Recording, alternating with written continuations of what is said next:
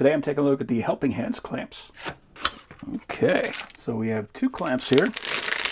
And these are very unique clamps. So you can see we got our magnet here on the bottom. This actually has a plunger mechanism. So if we compare that to something like an alligator clip, this one is pretty good, but I've had ones where you try to grab it and squeeze it and they'll actually twist on you. So it makes it kind of annoying to operate. With this, like, you got this entire surface right here that you can press on to open that guy up. The other thing that this one does, it is very low profile. It's important for me because if I'm going to be soldering, I want to be able to basically rest my hands on that desk so I don't have to worry about any movement. Once I have those large long arms on them, I still love those things for specific purposes, but for anything where I'm going to be doing very precise work, something that's low profile is much better. You can also see that this actually has 2 different jaws. We have this one that's got teeth integrated in, and then we got a rubber pin style. So very unique, interesting design I have not yet seen before. I've seen a lot of different styles of helping hands. This is the first one I've seen like this. And it does come with a base plate. It's a relatively small base plate. We do have a foam backing here on the bottom, so we don't have to worry about scratching anything.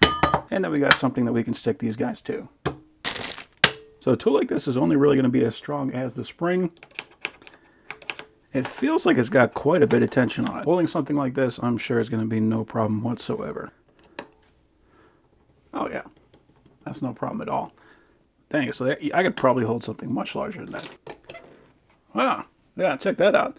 That's a little slippery in there, but it can hold it up. I would expect it to kind of fall one side or the other. And with 2 of these guys, we can hold that guy up no problem. Cool.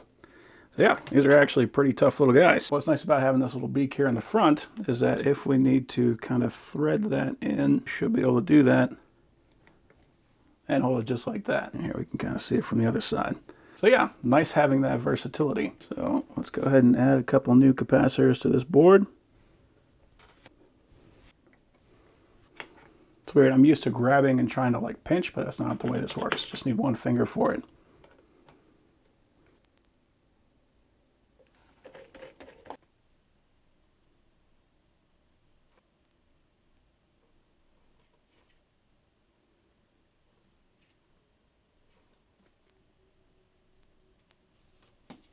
So we've got 4 new contacts. All I'd have to do is trim off those leads and we would have 2 new capacitors. So overall, those are some very handy little helping hands.